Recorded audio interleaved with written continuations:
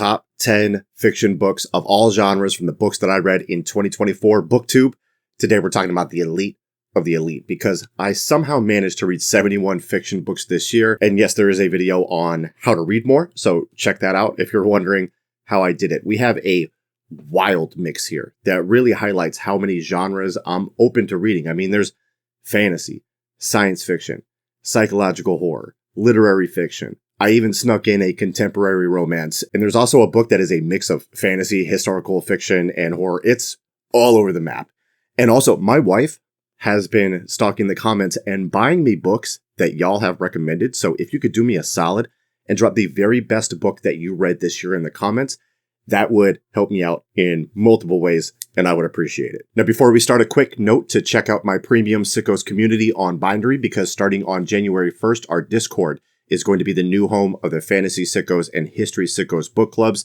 The link is in the bio. You know the drill. Let's get on with it already. For this, I have 2 rules. No rereads, 1 slot per author. I've got a couple quick bonus recs here. I want to include these in the top 10, but I don't know how to fit them. But I read the entire first series of the Tokyo Ghoul manga, and volumes 7 and 14, holy crap, these are just as good as anything that I've read this year from any genre. I mean, I'm sporting the t-shirt. I love these so much. And if you're not familiar with Tokyo Ghoul, this is about a college student that is attacked by a superpowered being that feeds on human flesh. And this person survives, but becomes part ghoul himself and is forced to go on the run as a fugitive and learn how to exist as this weird half-breed. Anyway, top 10 for real this time.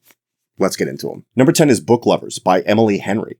Look, I'll do anything to try to avoid a reading slump, and it turns out Emily Henry books are perfect for me. Beach Read by Henry was my first contemporary romance ever, and it helped me get out of a hangover caused by the number 7 book on this list. And I tried some other romance books like Allie Hazelwood, Abby Jimenez, but they just haven't clicked for me like Henry. So after Beach Read, I read Book Lovers and Funny Story. And of that trio, I put Book Lovers on top. This is about a big city literary agent on a vacation that she's forced to take by her sister and an editor that she has found to be annoying based on her previous interactions with him.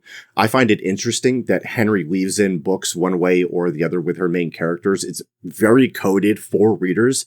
Anyway, Henry is really skilled at both working within the confines of romance tropes while also subverting them at times to keep you on your toes. And she's always able to find some button to push with her readers to further connect them to the story and to the characters. And she does this through her character work a lot of the times, which is quite good. And those characters, especially in this one, always have great arcs and growth. Simply put, I was charmed by this one. This next one, number 9, could not be any more different in tone. Number 9 is Between Two Fires by Chrisopher Buehlman. This is a horror/historical fiction/fantasy set in 14th century France during the Black Plague. We follow a disgraced knight who comes across a young girl that sees visions of a war between heaven and hell, and it becomes his job to escort her across this dangerous land filled with monsters and straight up MRFers to find the truth. It's like The Last of Us meets Elden Ring, and that's the best way I can put it. This is crazy. The research that Buehlman put into this world is astonishing. I mean, he nails the vibe. It feels like we're transported. It feels like we're in France during the Middle Ages. It's very authentic, and Buehlman does a beautiful job translating that research into the writing. He does it seamlessly, and the religious aspects that he layers on top of the world is so cool. Like, I love the wildly powerful language of the Book of Revelations, and this has that feel without like ever getting too preachy. I mean, it would be hard to be preachy. This book it's pretty dark. Now, an uneven ending was the only thing keeping this from being a clean 5 stars, but as somebody that isn't a big horror reader, this scratched so many itches in my brain, and I devoured it. Number 8 is Stoner by John Williams. Now, I am still a month later processing my thoughts on this book, which is a credit to Williams because he presents so many thought-provoking themes and questions through his work. The setup is very simple. This is about William Stoner. He is a farm boy turned literary academic in early 20th century America, and this guy lives the most mediocre life, in part to his own passivity. It's about the human experience, the struggle for meaning, how we express or don't express our thoughts, and how that can shape other people's perception of us. And There's so much more, but I don't want to like sound all high-minded or more high-minded than I actually am. The writing itself is also very simple in this. It's, I think, restrained is probably the word that I'm looking for here. It's clear. It has a rhythm to it. It's honestly pretty flawless in that regard. And it's also not going to hand you all the answers. From reader to reader, I'm sure there are a variety of opinions about our main character and how his inaction impacted his life. And Williams calls his protagonist a hero. I don't think he's that. Many think he's a sympathetic figure, but I didn't view him in that light. But regardless of that, I still found him utterly compelling. The only minor gripe that I still have with this after thinking about it is still the portrayal and writing of the women in the story. And even with that, I struggle to not get too hard because that too has complex layers to it. So yeah, after reading this, I'll definitely read more of Williams's work. It lived up to the hype, and I can see why people hold it in such high regard. Number 7 is The Lies of Lamora by Scott Lynch. This was a book that so many people that knew my taste told me that I would love. And buddy, they nailed it. This takes place in a medieval Venice-inspired city that's infused with elements of high fantasy. And Lynch's prose is so stunning that it's so easy to get immersed in this world. The story is told through chapters and interludes, with the chapters being present day and the interludes acting as flashbacks as we follow the current path and origins of this group of misfit con men. And it's a group that carries the story even when the story is a bit slower in the first half. The banter is excellent, and it's those interactions and the flashbacks with Father Chains, who's amazing, that carries the story until you start to get into the meat of the story, the really tense stuff with the heist scenes. And this is for people that like grimdark fantasy stuff like Joe Abercromie.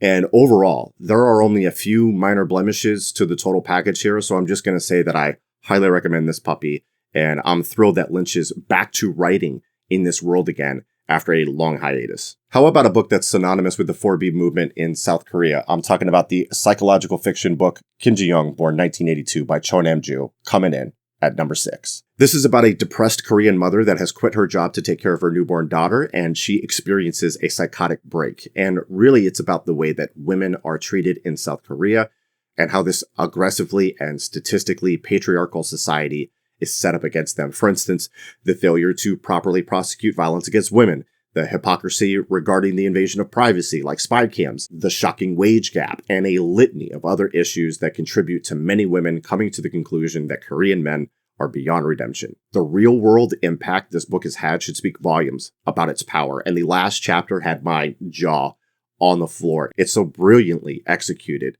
And for being such a quick novella that you can read in a single setting, I mean, this punches way above its weight. Number 5 is Kindred by Octavia E. Butler. The basic premise is Dana is a black woman living in 1976 and is repeatedly transported back to 1815, more specifically to a plantation in the antebellum South. And while this sounds like science fiction for the time-traveling aspect, it's really not. And Butler even said that there's like zero science in it, and so in that way, it's more like a grim fantasy. Those are her words. And that just happens to be my favorite genre, by the way. And I would agree with her assessment while also saying that it's layered with historical fiction.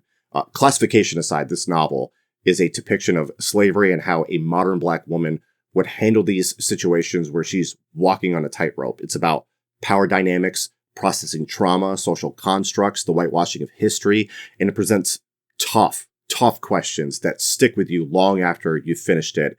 And it also serves as kind of a warning. Now, you may have found this channel due to my love of history books, and when you read as many history books as I do, you kind of start to realize just how thin the veneer of civilization is and how shockingly quick it can be torn away under the right circumstances. And this book takes that idea and forces you to stare it right in the eyeballs. It is a tough book with heavy subject matter. It's also superbly written. It's compulsively readable. It's short on superfluous detail and high on impact. I've now read 2 books by Butler, this and Dawn, and I love the unique way that her brain was configured, and I can't wait to read more from her. Number 4 is A Short Stay in Hell by Stephen L. Peck. This baked my noodle, and my brains have been on a low simmer ever since. This is another novella, and even though you can read this in less than 2 hours, it's still going to have you questioning everything you thought you knew in the meaning of life. And if you enjoyed Piranesi by Susanna Clarke, I think this does what that does in a less frustrating style. And our protagonist in this is dead as hell. He finds himself in a meeting with this corporate-coded devil who tells him he picked the wrong religion. And now he has to spend hard time in this impossibly large library where he's tasked with finding the book that contains the entire story of his life. Now, that doesn't sound too bad at first glance, but I promise you, this place sucks an egg. The library is too large to comprehend. All the books are filled with gibberish. And we follow this poor sucker through eternity as he tries to come to grips with all of this. And as he interacts with all the other poor souls stuck there, we deal with how he processes loss, love, boredom, and the experience of having everything mortal stripped away, which leaves him to just exist. And Peck trusts his reader here by not holding our hand. We have the freedom to form our own questions based on what's happening to the main character. And I was constantly asking myself, what would I do in this situation? How would I process it? How weird and desperate would things get for me, like up here? And how would my hopes and dreams change? How would I change? I won't go any further because this book is a deeply personal one that will be experienced very different from person to person. And I'll just say that despite the existential dread that this book filled me with, I loved it. Number 3 is Project Hail Mary by Andry Weir. Fist me. And if you didn't read the book, you don't get that reference, and now it's awkward. Now, this is a really popular book that I've already talked about on this channel, so I'm going to speedrun this puppy. You follow a science teacher that wakes up in a spaceship that has no idea who he is or how he got there. This dude has to save the world by finding a way to reverse a solar dimming event that could cause the extinction of humanity. So yeah, in case you've been living under a rock, this is one of the most hyped science fiction books out there. And if you haven't heard of it, you probably will when the movie starring Ryan Gosling comes out in 2026. Now, what I liked about this is that even though this is filled with like technical, sciencey jargon, I never felt like I was being talked down to. And Weir always did a good job summarizing and distilling the need to know information at the end of those stretches. This has heart, it has humor, it has twists and turns, it's thrilling and emotional, and it also has a divisive ending that is a fun discussion in book clubs, but it's also one that I loved. It's got a lot going for it, and I just really didn't snag on any flaws as I was reading it. It's another one that I'm really glad lived up to the hype. Number 2 is Blood Over Brighthaven by Emma Wang. I literally just read this and reviewed it on my short form platform, so I'm just gonna run the tape on that. Check out the sweet Minion shorts in this and the Books Are Sick t-shirt that I'm rocking too. I read this with the Fantasy Sickos Book Club, and listen, having read The Sword of Kaigen by Emma Wang, I was expecting trauma. I was not ready. And I'll give you some reasons that this was better than Sword of Kaigen, which I loved. Pacing, story structure, and the elegant execution of the world building were all improved from SOK to BOBH. This is a tighter story that knows exactly what it is and where it's going, and there's an immediacy to each scene that sucks you in and pulls you along. Now, what is it? It is a story of a young woman who becomes the first woman to be admitted to this order of mages, and in the process, she discovers a secret that rocks her world. And without spoiling anything, I'll just say the moral and ethical questions lurking beneath the surface go so much deeper than that synopsis. We get asked these questions primarily through a deeply flawed main character, and Wang's character work is outstanding in this. She delivers a protagonist that is both oppressed and privileged, and that challenges you as a reader. Now, if overt messages bother you, this might not be for you, and maybe take a look at how overt and aggressive these messages are in real life. But this makes no apologies for wearing its themes on its sleeve. And I usually prefer a touch more subtlety, but I was captivated by how our main character handled or mishandled these wrenches flying at her face, and I still felt that Wang trusted her readers enough regarding the nuances of those themes. And I prefer a touch more unpredictability, but even when I felt like I had a grasp on certain elements of the story, I'd be the one getting a wrench thrown into my face with a carefully placed twist at just the right moment. Basically, she's throwing the jab to knock you out with the roundhouse kick. And she sticks the MFing landing. 5 stars. This was a thrilling ride. Give me 14 more of them. Now, my number 1 could be 3 different books because I have rated 3 Joe Abercrombie books 5 stars this year. That's not even counting rereads. And 2 of those were from the Age of Madness trilogy, which I just reviewed on a video where I talked about the 4 trilogies that I finished in 2024. So let's change it up here. And let's go with something new. In fact, not even new. It's pre-new. You can pre-order it. It's not out yet, is what I'm trying to say. But I was lucky enough to receive an advanced reader copy of the devils. This is completely separate from the First Law world that Lord Grimdark is known for. It also works as a standalone despite being a planned trilogy, because I think the way he's going to do this is like he did with the Great Leveler standalones in First Law, where the books take place in the same world, but each main cast and part of the world is different. And then there's going to be like some crossover with the characters throughout. I also think that this would be a fantastic introduction to Abercrombie's work if you want to wait for it, because not only is it his most fun book to date, but with the other entry point being the Blade itself, because it's book 1 in the First Law world, the difference from then to now is massive. Abercrombie has become a really well-rounded, polished writer, and you could see that improvement with every book in First Law. I haven't even said what this is about yet, so let's crack that banana. This is set in an alternate Europe, where Brother Diaz is tasked with teaming up with a group of anti-heroes as they attempt to deliver an unlikely queen-to-be to the Serpent Throne of Troy. This is fast-paced, it's bloody. There's more magic in this world than I'm used to from Joe. It's got one of the longest battle scenes that I can remember him writing. And while this is a wacky, magical, action-packed adventure with a cast of quirky misfits that includes a female werewolf that's hilarious and horny, there's also this building examination of the human condition that gets built brick by brick through the eyes of these characters, but it's done in such a way that it almost catches you off guard as it begins to like gradually build in the background because of the comedic tone being at the forefront. And before you realize, you're getting like punched in the face with these emotional bricks, and being able to balance those two things is an achievement on its own. I mean, he's creating a new piece of art out of these two separate puzzles, and somehow like all the pieces fit. Anyway, the guy doesn't miss. Yes, I'm completely biased towards him, so maybe seek out other reviews to confirm, or maybe be reckless and trust me, it's your life. You do you, boo. So that's my top 10 fiction books of 2024. Again, leave a comment with your top book of 2024. Do the like thing, the subscribe thing, ring the bell, all that stuff. Either way, have a wonderful day. Appreciate y'all.